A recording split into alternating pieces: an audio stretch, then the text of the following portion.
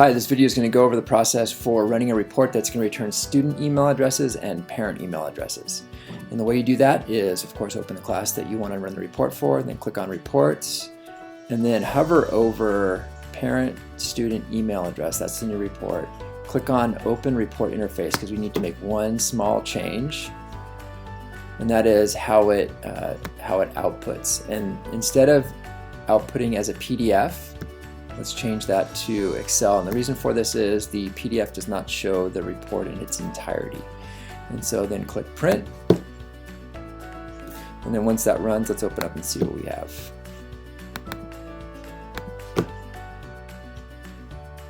So let's take a look at what this report has. It has a student last name, first name, and then it has the parent name.